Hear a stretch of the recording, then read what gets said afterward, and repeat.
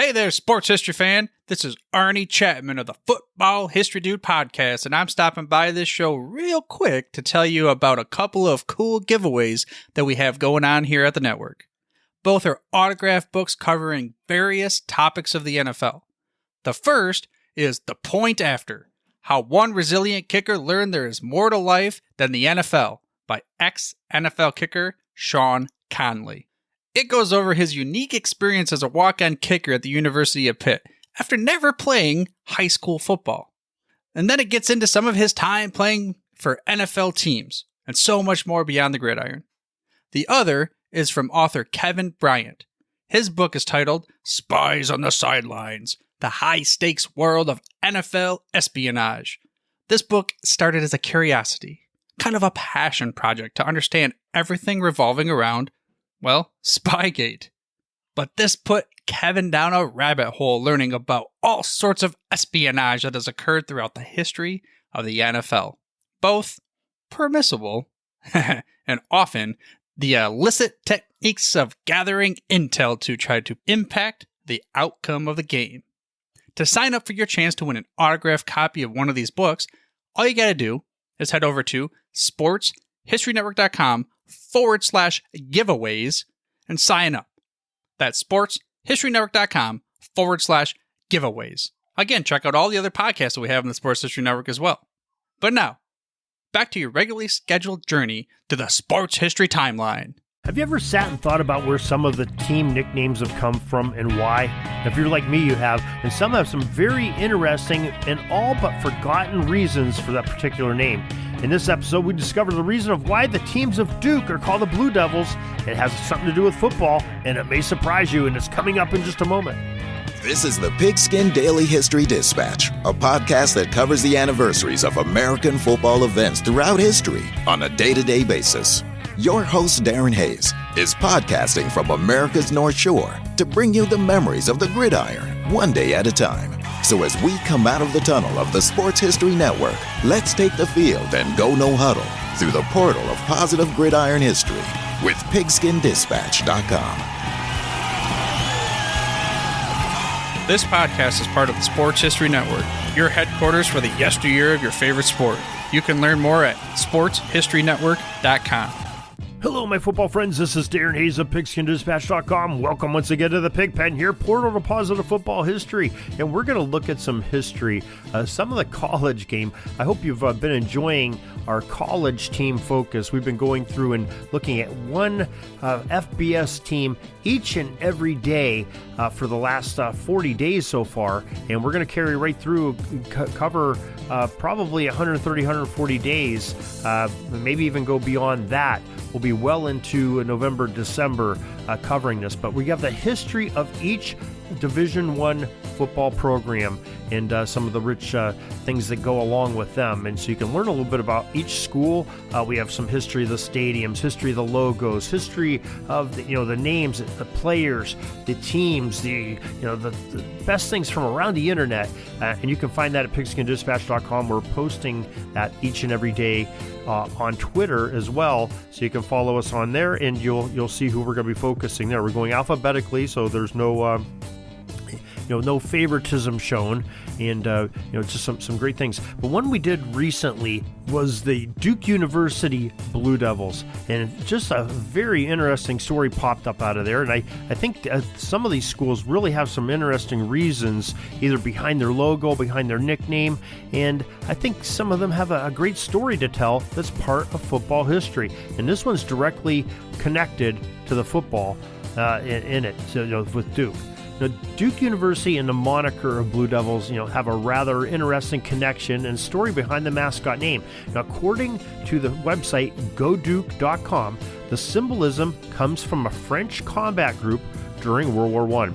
The Chasseurs Alphins, nicknamed Les Diables Bleus, which means Blue Devils. They were well-known French soldiers. They became quite renowned for their fierce fighting and heroism. When the U.S. entered the war, these French freedom fighters toured America to help raise funds for the war effort. Their popularity increased even more when the popular songwriter Irving Berlin placed lyrics about these devils in blue into one of his hit songs. As the war ended, the Board of Trustees at Duke, which at the time was called Trinity College, decided to overturn a rule at the school and allow for a football team to form.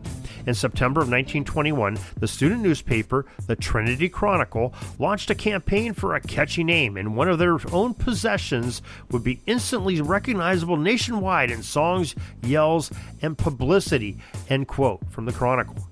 Now, there were many nominations of names that came out, from the students and fans and people surrounding Trinity College. Names including the Catamounts, the Grizzlies, the Badgers, the Dreadnoughts, which I'm not sure what that has to do, the Captains, which was in honor of a well-liked coach, W.W. Cathcart. Now, believing a choice of utilizing the school colors of dark blue and white to be appropriate, the newspaper editors, they were urging the selection from among the nominations of the Blue Titans and Blue Eagles, Blue Polar Bears, Blue Devils, Royal Blazes, or Blue Warriors. The newspaper was really pushing for this contest and really wanted the naming rights to have something to do with those blue and white colors that they had. Now, none of those nominations won a strong favor, but Blue Devils apparently had a strong enough support to get some criticism that would arouse the opposition on the Methodist campus. Remember that Trinity, it was a Christian school founded by Methodist parishioners that wanted to have students learn about their faith as well as getting ready for jobs and careers in higher education. Now, after nearly a year of debate, William H. Lander, the editor-in-chief of the Trinity Chronicle, and Mike Bradshaw, the managing editor, they began the academic year in 1922 and 1923 referring to the athletic teams as the Blue Devils in honor of the men that fought so bravely in Europe. So at the highly Christian College of Trinity, the word devil had no connotation to the man that was running the gates of hell, or the enemy of the Trinity of what Trinity University was fighting for, but it was more to support and give honor and homage to those great warriors of the French fighters during World War I, the Devils of Blue. And what a great reason to have a name that just brings honor to somebody that fought for your freedom and fought for the world's freedom back so long ago, 100 years ago. And that's how the Blue Devils of Duke became into that popularity today. Of course, they're most famous for their basketball nowadays, but it was the football season, the startup of football, that brought the moniker and that turned the tides at Trinity, which eventually became Duke. So hope you enjoyed this little bit of history of football and history of sports of the university, and we'll try to cover some more of these at some other schools as well, as they all have some really interesting stories as to why they are called what they are. So until tomorrow, everybody, have a great Gridiron Day.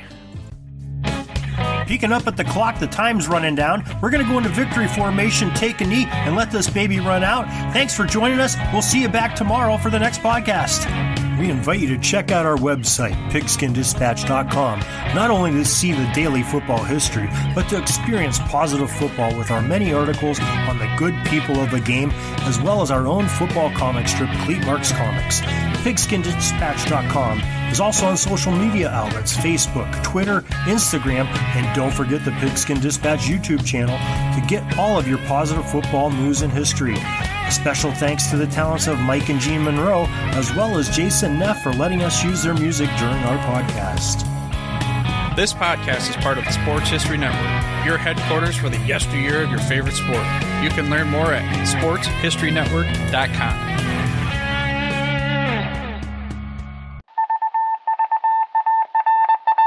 It was just another ordinary day in the offices of the Pittsburgh Guardian newspaper circa 1924.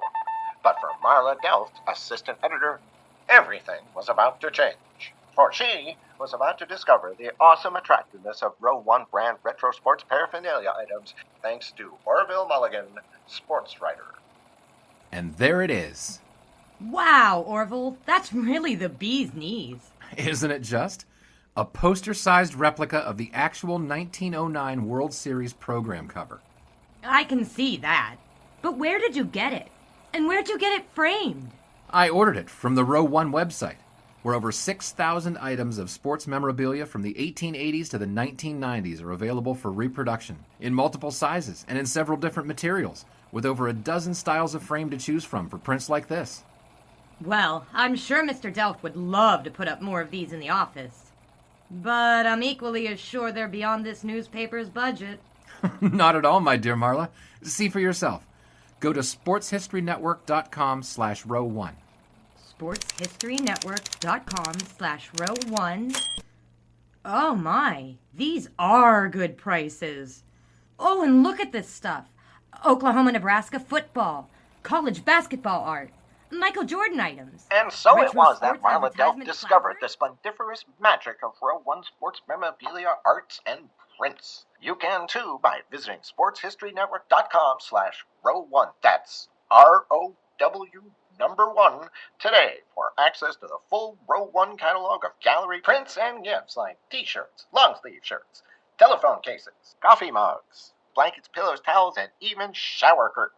Act today for a 15% discount off all prints with coupon code SHN15 and 20% off all other items with coupon code SHN20 at checkout. And keep your dial locked to the Sports History Network for the exciting chronicles of the 1920 sports world in Orville Mulligan, sports writer. Coming soon.